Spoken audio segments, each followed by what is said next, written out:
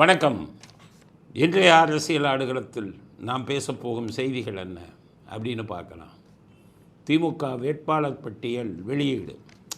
பெரிய போராட்டத்துக்கு பிறகு ஸ்டாலின் வெளியிட்டிருக்கார். எல்லாம் உள்ளுக்குள்ளே தகராறு. ஸ்டாலின் கிச்சன் கேபினெட் தகராறு.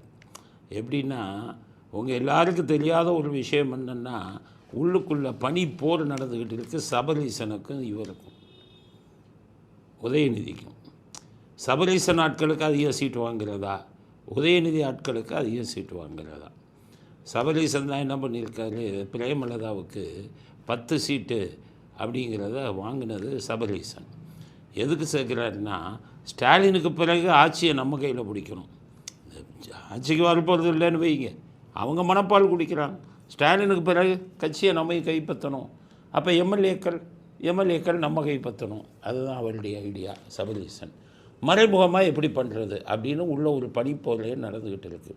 அதனால தான் இவர் பெண்ணுன்னு ஒரு இதை வச்சுக்கிட்டு, மாமா இவங்க யார் வெற்றி வாய்ப்பு இருக்கோ அவங்களுக்கு கொடுங்க, கட்சிக்கு ரொம்ப கெட்ட பேர் இருக்குது அப்படின்னு சொல்லி ஏமாற்றி இவருக்கு வேண்டிய ஆளுகளுக்கு பூரா இவர்களுக்குத்தான் செல்வாக்கு இருக்கிறதுன்னு ஸ்டாலினுக்கு ரிப்போர்ட்டை கொடுத்து ஸ்டாலின் ஏமாந்து தேமுதிகவுக்கு 10 சீட்டை கொடுத்துட்டார். அதுக்கடுத்தது இப்போ திமுகவில் சபரீசனுக்கு வேண்டியவங்கெல்லாம் ஒரு குரூப் இருக்காங்க, உதயநிதி ஸ்டாலினுக்கு வேண்டியவங்கெல்லாம் ஒரு குரூப். இளைஞர் கூட்டம் இளைஞர் அணினால் இளைஞர் அணியில் இருந்தவங்களுக்கு நிறைய பேர்த்துக்கு நான் சீட்டு வாங்கி தரேன்ட்டார். யார்? உதயநிதி. சபரீசன் அவருக்கு வேண்டிய ஆளுகளுக்கு சீட்டு வாங்கி தரேன் அப்படின்னார். கடைசி சபரீசன் நாட்கள் நிறைய பேர் சேர்த்துட்டாங்க. இளைஞர் அணியில் உதயநிதி சொன்ன ஆளுங்க யாருக்கு சீட்டு இல்லைன்னு தெரிஞ்ச உடனே தான் கடைசி நேரத்தில் போய் தகராறு பண்ணியிருக்காரு உதயநிதி. தகராறு பண்ணி ஏன் ஆளுக்கு சீட்டை கொடுங்கன்னதுக்கு ஸ்டாலின் பழைய ஆளுங்களெல்லாம் நீக்க முடியாது, சீனியர்ஸ் இருக்காங்கன்னு ஒன்று.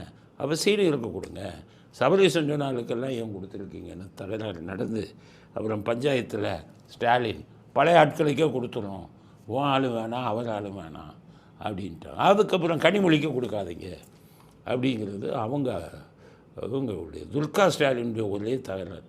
கனிமொழிக்கு கொடுக்காதீங்க, உள்ளே விடக்கூடாது, நாளைக்கு நம்ம பையனுக்கு தொந்தரவு பண்ணுவாங்க, கட்சியை அவங்க கைப்பற்றுவாங்க, கருணாநிதியின் மகள் நான்பாங்க, அந்த வேலையை வச்சுக்கக்கூடாது அப்படின்னு சொல்லி கடைசி நேரத்தில் கனிமொழிக்கு இருந்த சீட்டையும் கெடுத்து விட்டாங்க. இப்போ கனிமொழிக்கு சீட்டு இல்லை. அதனால் உங்களுக்கு உதயநிதி ஆட்களும் ஒதுக்கப்பட்டு விட்டு சபரீசன் சொன்ன ஆளுங்களெல்லாம் ஒதுக்கிட்டு பழைய ஆட்களாக சீட்டு கொடுத்துட்டாங்க. 88 வயசு நிறைந்த இவருக்கு துரைமுருகனுக்கு மறுபடியும் காட்பாடி சீட்டை கொடுத்துட்டாங்க. அப்போ ஸ்டாலின் பயந்து போயிருக்காருன்னு தானே அர்த்தம். அவர் 3 மணி நேரம் காக்க வைக்கிறாரு, அவங்களை பார்க்க விடாமல். இருந்தாலும் அவர் போய் எம்எல்ஏ சீட்டு கொடுக்குறாரு. அப்புறம் எங்கள் இளைஞர்கள் அப்படின்னீங்கன்னா என்ன அர்த்தம்? அதுக்கப்புறம் பார்த்திங்கன்னா எல்லாம் பழைய ஆளுங்க. KN நேரு பழைய மந்திரிங்களுக்கு பூரா, ஒருத்தர் 2 பேரை தவிர பழைய மந்திரிங்களுக்கு பூரா சீட்டு. இப்படி ஊழல் பண்ணவங்களுக்கெல்லாம் சீட்டு. அவர் பொன்முடிக்கு மட்டும் கொடுக்கல, சீட்டு கொடுக்கல. ஏன்னா நிற்க முடியாதுல்ல.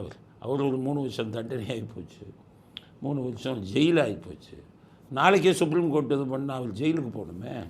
அதனால் அவர் கொடுக்காம அவர் பையனுக்கு கொடுத்துட்டாங்க.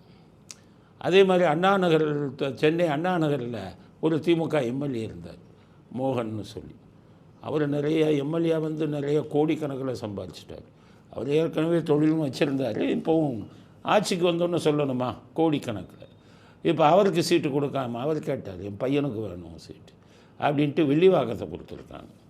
எங்கள் டிவிகே கட்சியில் இருக்கக்கூடிய ஆதவ் அர்ஜுன் நிற்கிற இடத்த மோகனுடைய அண்ணாநகர் எம்எல்ஏ மோகனுடைய பையனுக்கு சுவாஜியனை இவர் ஸ்டாலின் தாரை வார்த்து கொடுத்துட்டார்.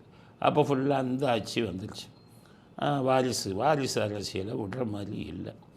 அதனால் எல்லா வாரிசுகளுக்கும் அன்பில் மகேஷ், டிஆர்பி ராஜு எல்லாம் பழைய வாரிசுகள், தங்கம் தென்னரசு எல்லாம் அங்கங்கே கொடுத்து விட்டாங்க. மொத்தம் 164 தொகுதியில் அனௌன்ஸ் பண்ணிட்டார் ஸ்டாலின். அப்போ திமுக நிற்க போகிறது 164. அப்போ மற்ற கட்சிக்காரவங்க சொல்லணும்ல, 25 இந்த ஜாதி கட்சிகள், பேர் தெரியாத கட்சிகள், எலெக்ஷன் கமிஷன்லேயே பதிவு செய்யாத கட்சிகள், லெட்டர் பேடு கட்சி கூட சொல்ல முடியாதவங்க இல்லை. நான் லெட்டர் பேடு கூட அடிக்கலை. இப்போ தானே எலெக்ஷனை இப்போ தான் ஒவ்வொருத்தரும் ஒரு பேரை வச்சுக்கிட்டு 70 சீட்டை தாரை வார்த்து கொடுத்து விட்டார். எனக்கு அப்படியே 2001 தேர்தல் ஞாபகத்துக்கு வருது. இப்படி தான் கருணாநிதி வெறும் ஜாதி கட்சியா 200 கூட்டணி சேர்ந்து 2001 நின்னார். அப்போ முரசொலி மாறன் கருணாநிதிட்ட கோச்சிட்டு போயிட்டார்.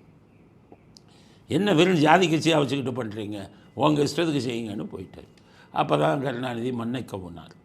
ஏடிஎம்கே இவங்க நம்ம மூப்பனார், தமிழ் மாநில காங்கிரஸ் அவங்கெல்லாம் சேர்ந்து நின்று அந்த ஜாதி கட்சிகளை மண்ணை கவ்வி கருணாநிதியும் மண்ணை கவினார். அப்போ தான் இப்போ சொல்லியிருக்கார் இந்த சுதீஷனு தேமுதிக கட்சி இவர் சொல்லியிருக்காரு, 2011 நாங்கள் இல்லைன்னா ஜெயலலிதா ஜெயிச்சிருக்க முடியுமா அப்படிங்கிறார். அப்போ நீங்கள் அந்த 2005 தான் கட்சி ஆரம்பிச்சிங்க, அந்த மாதிரி 1991 ஜெயிச்சு ஆட்சியை பிடிக்கிறாங்க. இன்னும் நீங்கள் இல்லைன்னா ஆட்சியை பிடிச்சிருக்க முடியுமான்னு என்ன அர்த்தம்? 91 நீங்கள் இருந்தீங்களா? விஜயகாந்த் கட்சி ஆரம்பிச்சிருந்தாரா? 2001 எப்படி ஜெயலலிதா ஜெயித்தாங்க? 2001 எப்படி ஜெயித்தாங்க ஜெயலலிதா? உங்கள் தேவையில்லா ஜெயித்தாங்க. 2006 தான் நீங்கள் வந்தீங்க. சரி, 2011 நீங்கள் வந்தீங்க. நீங்கள் ஏடிஎம்கேவில் ஜெயிச்சிங்களா இல்லை ஏடிஎம்கே உங்களால் ஜெயிச்சதா? ஏடிஎம்கே இல்லைன்னா 29 சீட்டு ஜெயிச்சிருக்க முடியுமா? நீங்கள் ஒரு சீட்டு தானே ஜெயிச்சிங்க, ரிஷிவந்தியை மட்டும். ஏடிஎம்கே இல்லைன்னா ஜெயிச்சிருப்பீங்களா? ஏடிஎம்கே இல்லைன்னா விஜயகாந்த் எதிர்க்கட்சி தலைவராக இருப்பாரா? ஏன் அதுக்கப்புறம் ஏடிஎம்கே விட்டு பிரிஞ்சு விஜயகாந்த், வைகோ, இவங்க திருமாவளவன் கம்யூனிஸ்டோடு சேர்ந்து 2016 மக்கள் நல கூட்டணி ஆரம்பித்தார. உங்களால் தான் ஏடிஎம்கே ஜெயிச்சுன்னா அப்போ நீங்கள் இந்த கட்சி கூட்டணி எல்லாம் சேர்ந்து நீங்கள் ஜெயிச்சிருக்கணுமே. 6% ஓட்டு கூட வாங்கலையே நீங்கள். ஆக இவங்கெல்லாம் வந்துக்கிட்டு பழைய கட்சிகள் எல்லாம் இவங்களால் தான் பேச ஆரம்பிக்கிறாங்க. அன்றைக்கி இருந்ததாக தான் வெறும் ஜாதி கட்சி வச்சு மண்ணை கவினார் கருணாநிதி 2001. அதுதான் எனக்கு இப்போ ஞாபகம் வருது. அதுவும் படிக்கிறார் வேட்பாளர் பட்டியல். இந்த வீடியோவை பாருங்கள். போடிநாயக்கனூர் ஓ பன்னீர்செல்வம் பிஏ, மதுரை மத்திய முனைவர் பிடிஆர் பழனிவேல் தியாகராஜன், மதுரை கிழக்கு பி மூர்த்தி பிஏ. ஒவ்வொருத்தரையும் சொல்லி அவங்கவுங்க டிகிரியை படிக்கிறார். எல்லாம் போகஸ் டிகிரி, முக்கால்வாசி பேர் போகஸ். போய் பாருங்கள், சர்டிஃபிகேட் இருக்காது, அவங்க கொடுத்துட்டு எல்லாம் ஸ்டாலின் பிஏன்னு போடுவார். அந்த கதையெல்லாம் நிறைய இருக்குது, அவருக்கும் தெரியும். அதனால் எல்லாம் போகஸு படிக்கிறாரு. 1977 எம்ஜிஆர் முதல்ல சட்டசபை தேர்தலில் நிற்கும்போது இதே மாதிரி ஒவ்வொரு வேட்பாளர்களுக்கு பின்னாடி அவங்க படித்த டிகிரியை போட்டார். அந்த எம்ஜிஆரை ஃபாலோ பண்ணுறாரு ஸ்டாலின். உங்கள் அப்பாவை தானே பாப்பா ஃபாலோ பண்ணுவீங்க, எம்ஜிஆர் ஃபாலோ பண்ணுறீங்க. எம்ஜிஆரை ஃபாலோ பண்ணி அதுக்கப்புறம் பார்த்தீங்கன்னா இதெல்லாம் இது பண்ணி எம்ஜிஆர் பாணியில் ஒவ்வொருத்தருக்கு டிகிரி படிச்சுக்கிறேன். டிகிரி எம்ஏ, பிஏ, பிகாம் அப்படின்னு ஒவ்வொருத்தருக்காக படிக்கிறேன். எல்லாம் படித்தவர். நான் தான் சொல்கிறேன்ல, அதாவது திமுகவில் இருக்கிறவங்க பூரா முக்கால்வாசி படிக்காத முட்டாளுங்க. ஆனால் படித்தவன் திமுகவுக்கு போனான்னா அவன் முட்டாளாயிடுறான். அது அந்த கட்சியோட இது என்னமோ தெரியலன்னு சொன்னல. அதனால் ஒரு படிக்கிறார்ல டிகிரி, அவன் அங்கே போன உடனே மண்ணை கடத்துவான். படித்தவன் போன உடனே மலையை குடைவான், போன உடனே பாலியல் பலாத்காரம் பண்ணுவான், போன உடனே இவங்ககிட்ட கள்ளச்சாராயம் காய்ச்சுவான், எல்லா யோகியத்தனமும் பண்ணிடுவான். உங்கள் கட்சியில் ஏதோ இருக்குது. அதனால் 164 சீட்டில் நிற்கிறாராம், ரொம்ப பெருமையாக சொல்லிக்கிறாரு. அப்போ மீதி எத்தனை சீட்டு? 70 சீட்டுகளை கூட்டணி கட்சிகளுக்கும் ஜாதி கட்சிகளுக்கும் கொடுத்துட்டார். மக்களே எழுதி வைத்து கொள்ளுங்கள், 70ல் 60 காலி எதிர்கட்சிகளுக்கு போய்விடும், முடிஞ்சு போச்சு. அதனால் அந்த இவர் நிற்கிறார்ல 164, அதில் ஜெயிப்பாரான்னு பார்த்தா அதில் 121 அதிமுகவோட நேரடி போட்டி வழங்குமா? 164 காலி, சாரும் காலி. அதனால் உங்கள் ஓட்டுக்கள்லாம் காலி. ஜாதி கட்சியில் போனதில் இருக்கிறவனும் ஓட்டு போட மாட்டான். அதனால் ஆரம்பமே சரியில்லை ஸ்டாலின் அவர்களுக்கு. அதிலும் ஸ்டாலின் கரெக்டாக சனிக்கிழமை அறிவித்திருக்கிறார் என்று. சிம்ம ராசி, அஷ்டமத்தில் சனி இருக்கார், தீர்த்துருவார், கவலையே படாதீங்க. காலி நீங்கள் சனிக்கிழமையாக வச்சு கொடுக்குறது நீங்கள் தான் பார்ப்பீங்களே. நீங்கள் தான் இங்கே திருப்பதியிலேருந்து லட்டு வாங்கிக்கிட்டு கையில் கயிறை கட்டிட்டு அப்படியே தட்டெல்லாம் வாங்கி நாள் பார்ப்பீங்களே, எப்படி விட்டீங்க அதனால். அதனால் இதில் அதில் இன்னொரு முக்கியமான செய்தி, செந்தில் பாலாஜி செந்தில் பாலாஜி கரூர்னாலே அவருக்கு கோட்டை. கரூரில் அவர் அந்த இது பண்ணி யாரும் நிற்க முடியாது. ஆனால் செந்தில் பாலாஜி கரூரை விட்டு போயிட்டார். கரூரில் சர்வே ஒன்று போச்சு. அதில் திமுகவுக்கு 3வது இடம் தான் வருது. அதனால் பார்த்தாரு செந்தில் பாலாஜி, ரொம்ப கேவலமாக போயிடும் கரூரில் நின்று நம்ம தோற்றோம்னா அப்படின்ட்டு தலைவரை கோயம்புத்தூர் தெற்கு விடுங்கன்ட்டார். தலைவர் அவங்க தலைவர், நான் எல்லாம் தலைவர்னு சொன்னால் அவ்வளோதான், நாங்கள் நாக்கு அழுகி போய் இவங்களெல்லாம் தலைவர்னு சொன்னால் கோடிக்கணக்கில் கொள்ளை அடிக்கிறவங்க. அவர் சொல்கிறார் தலைவர் எனக்கு கோயம்புத்தூர் தெற்கு அப்படின்ட்டு அவர் அந்த யானைக்கு குழி வெட்டி உள்ளே போய் விழுகும்ல, அதே கதை. செந்தில் பாலாஜி கோயம்புத்தூர் தெற்கில் போய் மாட்டியிருக்காரு. அங்கே வந்து மைனாரிட்டி ஓட்டு அதிகம், சிறுபான்மையினர் ஓட்டு ரொம்ப அதிகம், ஸ்விங் ஓட்டை சங்கி அதிகம். அந்த தொகுதியுடைய இதெல்லாம் பார்த்திங்கன்னா மாற்றி மாற்றி போடுவாங்க. ரொம்ப படித்தவங்க இருக்காங்க. அதனால் எதிர்க்கட்சிகளாக இருக்கிறவங்க செந்தில் பாலாஜி அண்டா குண்டால் மட்டும் கொடுக்காமல் பார்த்துக்கிட்டிங்கன்னா செந்தில் பாலாஜி கோயம்புத்தூர் தெற்கில் காலியாகிடுவார் அப்படிங்கிறது அவருக்கே தெரியாது. ஆனால் நிலவரம் அப்படி, நாங்கள் எடுத்த விஞ்ஞானபூர்வமான நிலவரம். ஆனால் ஓசியை கொடுத்து மாற்றுறீங்களான்னா எனக்கு தெரியாது, அது பார்ப்போம். அடுத்தது ஸ்டாலின் வந்து குளத்தூர்லேயே நிற்கிறார். 1 லட்சம் சார் ஓட்டு போய் என்ன தைரியத்தில் நிற்கிறாருன்னா சேகர்பாபு சொல்லியிருக்காரு, நான் பார்த்துக்கிறேன். பெரிய ஒரு சேகர்பாபு பெரிய கிங் மேக்கரு. அவருக்கு துறைமுகம் தொகுதி கொடுத்துட்டாங்க. வாங்க துறைமுகத்துக்கு தானே வாங்க, இந்த தடவை மண்ணை கவுரிங்களா இல்லையான்னு பாருங்கள் சேகர்பாபு. உங்கள் தொகுதியை போய் பாருங்கள். குளத்தூரில் டான்ஸ் ஆட விட்டீங்கல்ல பெண்களை, ஸ்டாலினை கூட்டிகிட்டு வந்து அது மாதிரி எலெக்ஷனில் எதுவும் பண்ண முடியும்னு நினைக்காதீங்க. குளத்தூரில் 1 லட்சம் கள்ள ஓட்டு காலி, சார் ஓட்டு போட முடியாது. அதே மாதிரி சேப்பாக்கு அங்கே தைரியமாக உதயநிதி நிறுத்திட்டாங்க. ஆனால் யாரை செட் பண்ணி வச்சுருக்காங்கன்னு தெரியல. ஏதாச்சும் செட் பண்ணுவாங்க, இல்லைன்னா அவ்வளோ தைரியமாக நிற்க மாட்டாங்க. ஒரு வேளை நம்ம அப்பாவும் பையனும் தோக்கணும் அப்படிங்கிறது தலைவிதியோ என்னமோ. அதனால் 2 பேரும் பழைய தொகுதியிலேயே மிக தைரியமாக நிற்கிறாருங்க. சனி ஆற விட்டது. அதனால் அஷ்டமச்சனி வேலை செய்து இவர் குளத்தூரில் போய் அவரே நிற்கிறார் அப்படிங்கிறது நல்ல மகிழ்ச்சிக்குரிய செய்தி. அதனால் திமுக வேட்பாளரில் எல்லாம் பழைய ஆளுங்க, புது ஆளுங்க, இதெல்லாம் இது இல்லை. 2 மருமகனுக்கும் மகனுக்கு இருக்கிற அரசியலை சமாளிக்கிறதுக்காக பழைய ஆட்களையே போட்டுருவோம். மருமகன் இது வேணாம், இவங்க எது வேணாம் அப்படின்னு. ஏன்னா இப்போ ஸ்டாலின் பயந்துக்கிட்டே இருக்கார். ஸ்டாலின் ரொம்ப விசுவாசமாக இருந்தார் அவங்க அப்பாவுக்கு. ஆனால் இவங்க மருமகன் வந்து காலை வாரியில் வருவார். கருணாநிதிக்கு இருந்த மிகப்பெரியது என்ன தெரியுமா, அவர் குடும்பத்தில் இருக்கிறவங்க நான் விசுவாசமாக இருந்தார். ஸ்டாலின் அவர் என்ன சொன்னாலும் தட்ட மாட்டார், அதுபடி தான் செய்வார். அடங்கிய பிள்ளை. செத்ததுக்கப்புறமும் அப்பாவை காலை வாரல, செத்ததுக்கப்புறமா அப்பா சிலையா, அன்புமணி மாதிரி இல்லை, அப்பாவை காலை வாரின மாதிரி. அது வந்து கருணாநிதிக்கு கிடைத்த மிகப்பெரிய அதிர்ஷ்டம். மூக்காலையிலேயே அடிக்க வருவார், அரட்டுவார், கெட்ட வார்த்தையில் திட்டுவார். ஆனால் அப்பாவை கவுத்தணும்னு நினைக்கல. அவங்க அப்படி தான். கனிமொழிக்கு அப்பானா உயிர். அது 2001 அவரை கைது பண்ண போகும்போது லுங்கியோடு தூக்கிட்டு போயிட்டாங்க. ஏன்னா அவர் ஐயோ அம்மா ஐயோ அம்மானு வேஷ்டி கட்டும்போது கத்துனார், வேஷ்டியாக வந்து விழுந்துருச்சு. அதுக்கப்புறம் வீட்டிலேருந்து லுங்கி வாங்கிட்டு வான்னு லுங்கியை விட்டாங்க. அண்டர்வேர்டோடு இருந்தார். முரசொலிமாரிலும் அப்படி தான் இருந்தார். காவல்துறையில் வீடியோ இருக்குது. அதனால் லுங்கியை கட்டிக்கிட்டார் கருணாநிதி. சென்ட்ரல் ஜெயில் வாசலில் போய் லுங்கியோடு உட்காந்தார் கருணாநிதி. அவர் பக்கத்திலே வந்து உட்காந்துக்கிட்டாங்க கனிமொழி. அதனால் அவருக்கு ராசி பாருங்கள். நாசிகரான அவருக்கு பசங்களும் அவருக்கு கிழிச்ச கோட்டை தாண்ட மாட்டாங்க, திட்டுவாங்க, அடிக்க போவாங்க. அழகில் ஸ்டாலின் திட்டக்கூட மாட்டார், அவர் தனியாக வந்து கத்துவார், அப்பா கிட்ட இது பண்ண மாட்டார். அப்படி பசங்க கிடைக்கணுமே, அடங்கி போகிற பசங்க அப்படி இருந்தார். ஸோ பிள்ளைங்கள்லாம் அவருக்கு வந்து ரொம்ப விசுவாசமாக இருந்தாங்க கருணாநிதிக்கு.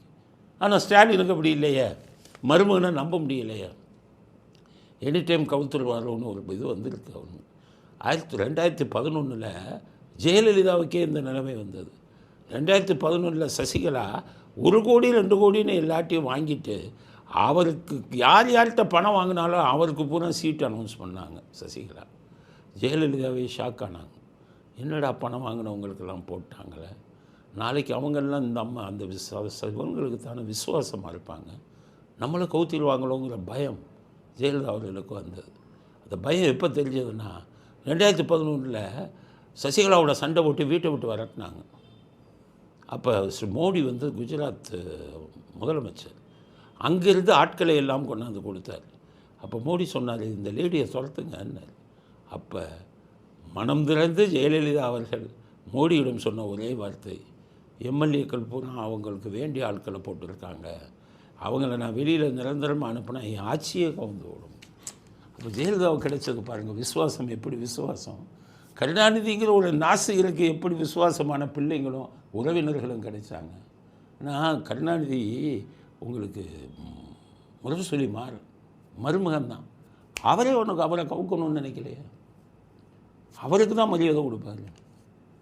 ஒரு இதில் நான் நேராக பார்த்த காட்சி, அவங்க இதில் வீட்டில் வந்து ஒரு இது நடந்தது, ஒரு கூட்டம் இது முடிச்சுட்டு வராங்க.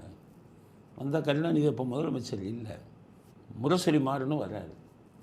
முரசொலி மாற அந்த ரூமுக்குள்ளே உள்ளே போயிட்டார். கருணாநிதி இங்கே ரூமுக்கு முன்னாடியே உட்கார்றாரு. அப்போ சன் டிவி கேமராமேன் கேமரா எடுத்துட்டு கவர் பண்ண வரான். ஒரு பக்கம் கருணாநிதி, இன்னொரு பக்கம் முரசொலி மாறன் தான் சன் டிவி ஓனர். அவங்க இங்கே வேலை பார்க்குறவன் கேமராமேன். அவன் கேமராவை எடுத்துகிட்டு நேர் முரசொலி மாறனை போய் அப்படி ஃபோக்கஸ் பண்ணுறான். முரசொலி மாறன் சொன்னார், முன்னாடி மாமா இருக்கார், அவரை போய் ஃபோக்கஸ் பண்ணு அப்படின்னு. உடனே கேமராமேன் கருணாநிதிக்கு வந்தான். கருணாநிதி இதை கேட்டுக்கிட்டே இருந்தார். அவங்களுக்குள்ளே இருக்கிற விசுவாசம் அதுதான். அப்படிப்பட்ட விசுவாசிகள் ஜெயலலிதா கிடைக்கலையே, வந்தவங்கள்லாம் முதுகில் குத்துனாங்க. ஸோ இப்போ கருணாநிதிக்கு இருந்த விசுவாசமான ஆளுங்க இவருக்கு ஸ்டாலினுக்கே இல்லை. மருமகன் நாளை கட்சியை எப்படி கைப்பற்றுறதுன்னு தான் பார்த்துக்கிட்டு இருக்காரு. கனிமொழிக்கு பாசமெல்லாம் இல்லை, நம்ம எப்படி கைப்பற்றணும் கட்சியை அப்படின்னு தான் பார்க்குறாங்க. அவருக்கு விசுவாசமாக இருக்கிற ஒரே ஆள் உதயநிதி தான். அதனால் இவ்வளோ பெரிய பாலிட்டிக்ஸ் நடந்ததுனால தான் ஸ்டாலின் என்ன பண்ணிட்டார், சரி இது வேணாம் பழைய ஆளுங்களே போட்டுருவோன்ட்டு போட்டார். தோல்விக்கு இது எழுதிட்டார், பிள்ளையார் சொல்லி போட்டார். எல்லோருக்கும் நல்ல செய்தி, திமுக மண்ணை கவுவது உறுதி, உருப்படியான ஆளுங்க யாரும் இல்லை, பழைய ஆளுங்க நிறையா இவங்களுக்கு 60-70 பேரை வந்து கட்சிகளுக்கு கூட்டணி கட்சிகளுக்கு கொடுத்துட்டதுனால கட்சியில் மிகப்பெரிய எதிர்ப்பு இதெல்லாம் போயிட்டு இருக்குது. இன்றைக்கி வந்த செய்திகளில் திமுக வேட்பாளர் பட்டியலில் வந்த விஷயங்கள் இதுதான். அடுத்து போவோம். விஜய் போய் நேராக டிஜிபிட்ட புகார் கொடுத்தார். யாரை ஒரு பொன்ராஜை கைது செய்யல. அதை எப்படி கைது செய்வார்? தூண்டி விட்டுறதே ஸ்டாலின் தானே. அதனால் கைது பண்ணலை, ஒன்றும் பண்ணலை. இப்போ இந்த இவங்க corporation commissioner and police, city police இவங்கெல்லாம் சேர்ந்து அவருக்கு கூட்டமே நடத்த விடாமல் பண்ணாங்க. அதனால் இப்போ நேராக இன்றைக்கி தேர்தல் கமிஷன் அது செக்ரட்டரியேட்டுக்கு போய் தலைமைச் செயலகத்திட்ட தேர்தல் கமிஷனர் அவங்க இருக்கிறவங்க அவங்க டம்மி, அவங்கெல்லாம் ஒன்றும் பண்ண மாட்டாங்க. அதிகாரியிலே மாற்றாம வச்சுருக்காங்க. இதுவரை எதுவும் நடக்காது. போய் புகார் கொடுத்தாரு. உடனே வந்து அனுமதி கொடுத்துட்டாங்க புகார் கொடுத்தோடனே. ஆனால் அதிகாரிகளை மாற்றலை பாருங்கள், அதே அதிகாரி தான் இருக்கும். அதனால் அதிகாரிகள் மாற்றலைன்னா இந்த தேர்தல் நேர்மையாக நடைபெறாது. திமுகவை சார்ந்த அதிகாரிகளை ஏன் இன்னும் மாற்றாமல் இருக்கிறார்கள் தேர்தல் கமிஷன் எனக்கும் புரியலை. பிஜேபி ஏன் அதை வேடிக்கை பார்த்துக்கிட்டு இருக்காங்க அதுவும் புரியலை. பிஜேபி அமித்ஷாவுக்கு இது பண்ணி சொல்லி திமுகவின் ஆதரவு அதிகாரிகள் இத்தனை பேர் இருக்காங்க, இவங்களை வச்சுட்டு எலெக்ஷன் நடத்தினா இவன் பூரா மாவட்ட செயலாளர் வேலை பார்ப்பான், இவனை பூரா தூக்குங்கன்னு ஏன் சொல்லாமல் இருக்காங்க அதுவும் புரியலை. 4 வருஷமாக இருந்த எடப்பாடியும் மௌனம் காத்துக்கிட்டு இந்த அதிகாரிகள்லாம் விட்டு வச்சுருக்காங்க. எலெக்ஷன் டைமில் இந்த அதிகாரிகள் விளாடுவாங்க பாருங்கள், அப்போ தான் புரிஞ்சுக்குவீங்க. இவங்க தோக்குறால ஜெயிக்க வைப்பாங்க, ஜெயிக்கிறால தோக்க வைப்பாங்க. அதனால் இவன் யாரும் உதவி பண்ண மாட்டான். விர்ச்சுவல் வேரியர்ஸ் இவங்களுக்கு சொல்கிறேன், விஜய் கட்சி இவங்களுக்கு எல்லாம் வாட்ச் பண்ணுங்கள். அதிகாரிகளை எல்லாத்தையும் யார் எவன் இதை மீறுறான்னு சொல்லுங்கள், எவன் சாதகமாக நடக்கிறான்னு சொல்லுங்கள், வேட்டு வைப்போம் அவங்களுக்கு அப்படிங்கிறத விஜய் வாரியர்ஸ் கையில் ஒப்படைக்கணும். இவங்க 2 பேருமே லாய்க்கு கிடையாது, சுத்தமாக லாய்க்கு கிடையாது. அதிகாரிகளை மாற்றுறதுக்கு துப்பு இல்லையாப்பா அவங்களுக்கு. இவங்க தான் புதுசு, நீங்களாம் பழைய ஆளுங்க, மத்திய இதில் இருக்கிற ஆளுங்க. அதிகாரிகளை வைத்துக்கொண்டு ஒரு சில அதிகாரிகளுக்கு வைத்துக்கொண்டு நீங்கள் தேர்தல் நடத்தின அத்தனை துள்ளுமுள்ளுக்கும் துணை போவார்கள் இந்த அதிகாரிகள் அப்படிங்கிறத சொல்லிக்கிறாங்க. அதனால் இப்போ விஜய் வந்து நீங்கள் போய் புகார் கொடுத்து ஒவ்வொரு இதுக்கும் புகார் கொடுக்க முடியுமா அப்படிங்கிறது தான். இந்த பக்கம் விஜய் போய் புகார் கொடுத்துட்டோன்னே அந்த பக்கம் பொன்ராஜ், அதாவது நம்ம தமிழ் பெண்களை விபச்சாரிகள்னு சொன்னார்ல பொன்ராஜ், அவர் போய் ஒரு புகார் கொடுக்குறாரு. ஏன் புகார் கொடுக்குறாருன்னா அவர் ஊருக்கு புகார் கொடுத்துக்கிட்டு இருக்காங்க. இவர் போய் விஜய் மேலே புகார் கொடுக்குறாரு. என்ன கொடுக்குறாருன்னா, விஜய் ரசிகர்கள் விர்ச்சுவல் வேரியர்ஸ் அவங்க எல்லாம் கெட்ட வார்த்தையில் திட்டுறாங்க, குடும்பத்தை பற்றி எல்லாம் அசிங்கமாக போடுறாங்க, அதனால் விஜயை கைது செய்யுங்கள். அது எப்படி? அவங்க திட்டது தப்பு. அரசியலில் நாகரிகம் வேண்டும். யாரையும் தனிப்பட்ட முறையில் திட்டக்கூடாது, அவர்கள் குடும்பத்தை எல்லாம் பேசக்கூடாது, அது தவறு, ஒத்துக்கிறேன். ஆனால் இது ஃபவுண்டேஷன் போட்டது யார்? இந்த இதில் வந்துக்கிட்டு ஐடி விங்குன்னு சோஷியல் மீடியாவில் சமூக வலைதளங்களில் ஐடி விங்குன்னு உருவாக்கின ஆள் யார்? முதல் குற்றவாளி யார்? DMK IT wing. ட்விட்டரில் ஹேஷ்டேக் போடுவான், மோடியை திரும்பிப்போ. செஞ்சவன் யார்? அப்போ ஸ்டாலினை நீங்கள் எத்தனை தடவை கைது பண்ணியிருக்கணும்?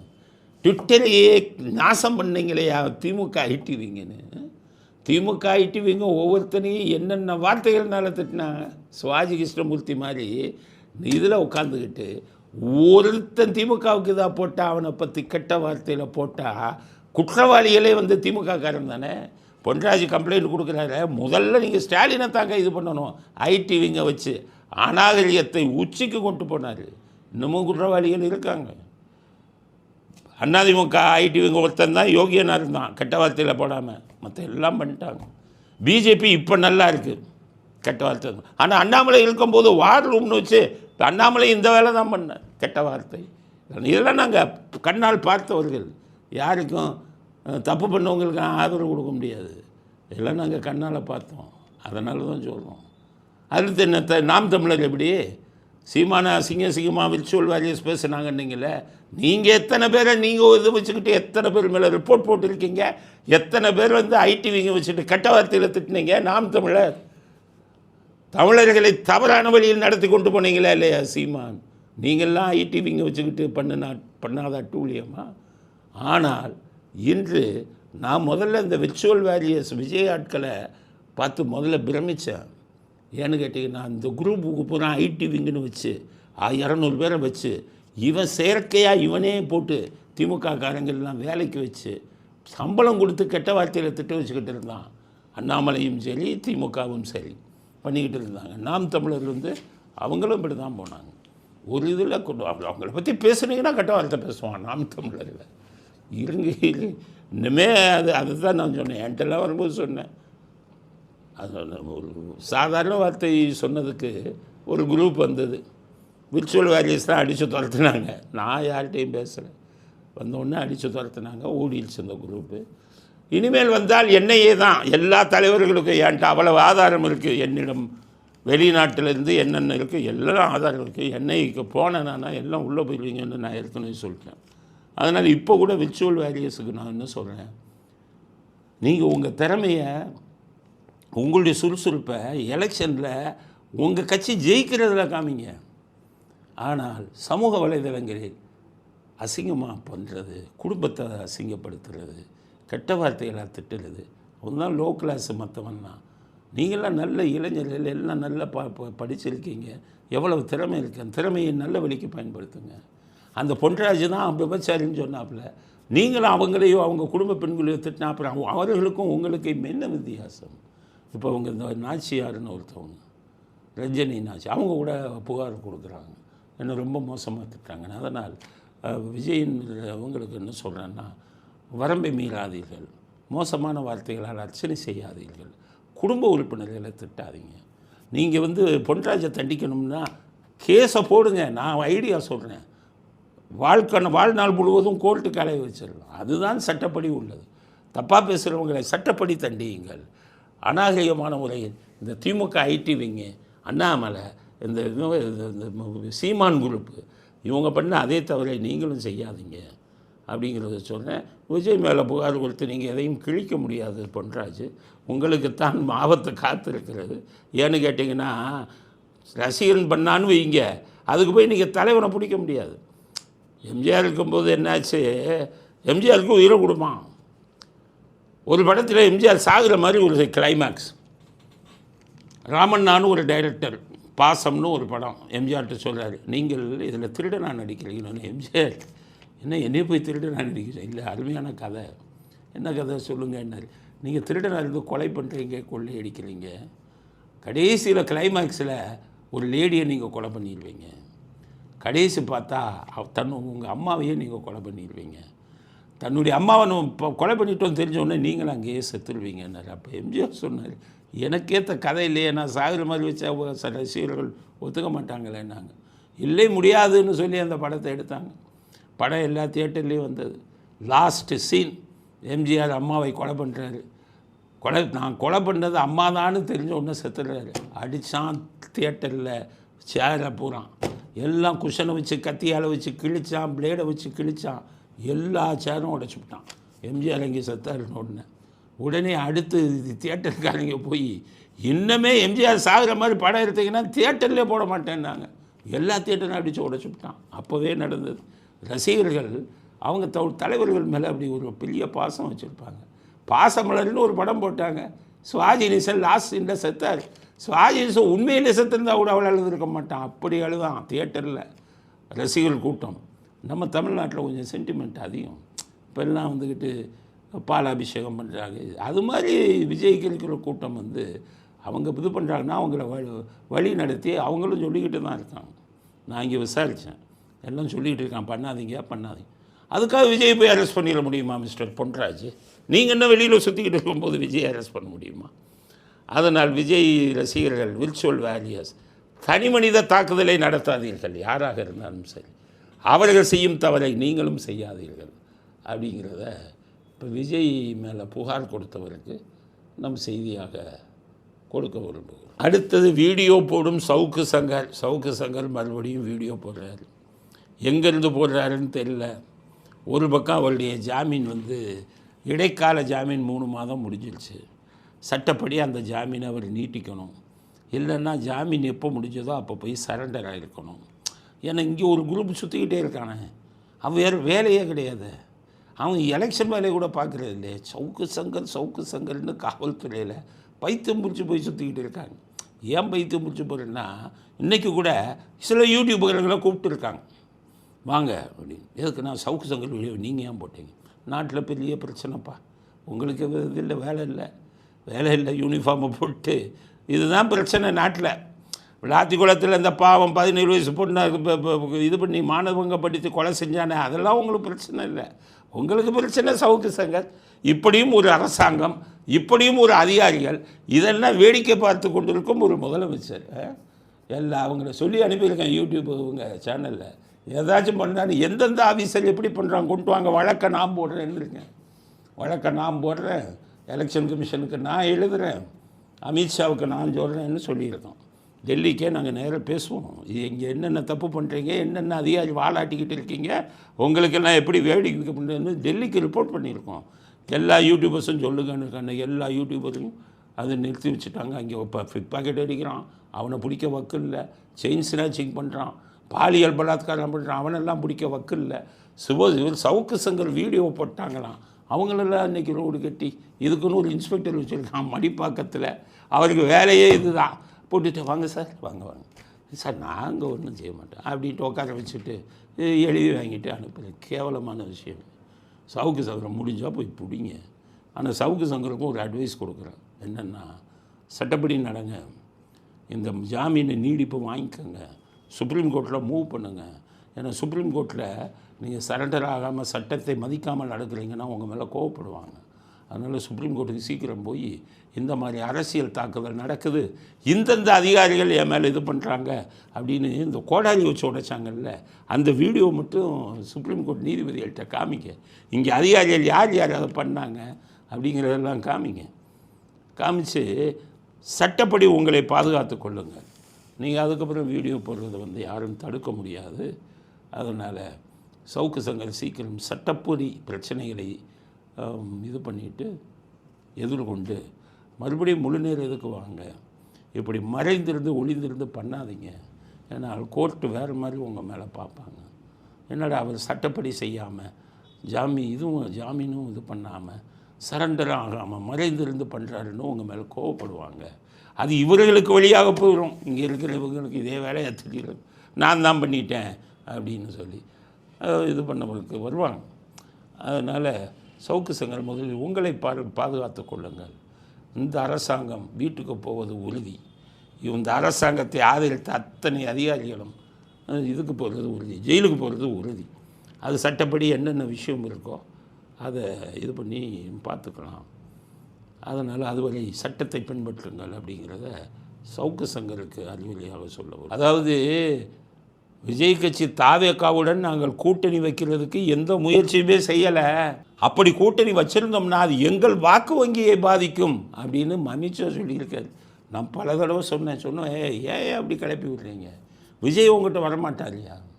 அவர் அவருக்கு கிறிஸ்தவர்கள் பூரா ஓட்டு போடுவாங்க. மைனாரிட்டி இவங்களுக்கெல்லாம் இஸ்லாமியர்களில் பெரும்பகுதி அவருக்கு ஓட்டு போடுறதுக்கு ரெடியாக இருக்காங்க. அவர் உங்கள்கிட்ட சேர்ந்து அந்த வாக்கு வங்கி போயிடும். அதே மாதிரி பிஜேபியும் சேர மாட்டாங்க. ஏன்னா அவங்க இந்துத்துவாதம் வச்சுருக்கிறவங்க, அவங்களுக்கு உங்களுக்கு ஒத்துழைன்னு பல தடவை சொன்னான். ஆனால் எல்லா ஊடகங்களும் போட்டுக்கிட்டே இருந்தான்.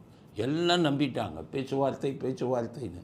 இப்போ தான் அமித்ஷா சொன்ன ஐயோ பேச்சவே இல்லையாங்கிறது. அவங்களோட போய் சேர்ந்தால் எங்கள் வாக்கு வங்கி வேறு, அவங்க பாதிக்கும் அப்படின்னு உண்மையை சொல்லியிருக்காரு. அப்போ இதை கிளப்பி விட்டது யார்? நம்மால் தான், ஸ்டாலின் தான். எதுக்குன்னா இவங்க மைனாரிட்டிஸ் சிறுபான்மையினர் ஓட்டு இவருக்கு விஜய்க்கு கிடைக்காம போகணுமா? எப்படி ஒரு பொய்யை கிளப்பி விடு, அவ்வளோதான். அவங்க 2 பேரும் ஒன்றா இருக்காங்க, அவங்க 2 பேரும் சேர போகிறாங்க அப்படின்னு சிறுபான்மையினரை முட்டாளாக்கணும். சிறுபான்மையினர் அவ்வளோ முட்டாள்களா? சிறுபான்மையில் என்ன ஜீனியஸ் இருக்கான், படித்தவன், அவ்வளோ அதிகம் படித்தவன் இருக்கான். கிறிஸ்தவர்கள் குடும்பம்லாம் பெரிய படித்தவங்களாக தான் இருப்பாங்க. இஸ்லாமியர்கள் இப்போ எவ்வளோ விவரமாயிட்டாங்க, எல்லாம் பிஸ்னஸ் பண்ணி எந்த கட்சி ஆட்சிக்கு வந்தானே அவங்க நல்லதுன்னு தெரியாதா? நீ சும்மா கிளப்பி விட்டு பிஜேபியோட உறவுனா ஒன்று போட மாட்டானா? விஜய்க்கு கேவலமான ஒரு இதை பண்ணியிருக்கீங்களப்பா. அதுதான் விவரை சொல்லியிருக்காரு அமித்ஷா. நான் எந்த முயற்சியும் எடுக்கலை. இப்படி பொருளையாக கிளப்பி விடுறது உங்கள் அப்பா புத்தி. அப்படியே உங்கள் அப்பா அப்படி தான் கடைசி நேரத்தில் பொருளையை கிளப்பி விடுவார். தங்கம் விலை உயர்வுக்கு எம்ஜிஆர் காரணம்னு ஒரு பொருளையை கிளப்பி அதை மக்களையும் உண்மைன்னு நம்ப வச்சு தோக்கடித்தார் 1979 பாராளுமன்ற தேர்தலில். அந்த ஜீன் அப்படியே வருது. பாஜகவுடன் கூட்டணி விஜய்னு கிளப்பி விட்டீங்க. இப்போ சுதாரிச்சுட்டாங்க எல்லாமே. அமித்ஷாவே சொல்லிட்டார். இனி சிறுபான்மையினர் உங்கள் பக்கம் திரும்ப கூட மாட்டாங்க. காலி 46 லட்சம் ப்ளஸ் 33 லட்சம் 79 லட்சம் ஓட்டில் ஒரு 70 லட்சம் ஓட்டு உங்களுக்கு காலி. நீங்கள் வாங்கினது 2 கோடி. அதில் 50-60 லட்சம் சார் காலி. சிறுபான்மையினர் ஒரு 60 லட்சம் காலி. கையில் இருப்பது வெறும் 80 லட்சம். அதுலேயும் ஜாதியாக சேர்த்துருக்கீங்க. அதனால் எப்படி மண்ணக்கவ போகிறீங்கிறத பார்ப்பதற்காக நாங்கள் காத்து கொண்டிருக்கிறோம் அப்படிங்கிற கருத்தை இறுதி கருத்தாக பதிவு செய்ய விரும்புகிறோம். இத்துடன் இன்றைய அரசியல் ஆடுகளம் நிறைவு பெறுகிறது. மீண்டும் நாளை புதிய செய்திகளுடன் உங்களை சந்திக்கிறோம். நன்றி, வணக்கம், ஜெய் ஹிந்த்.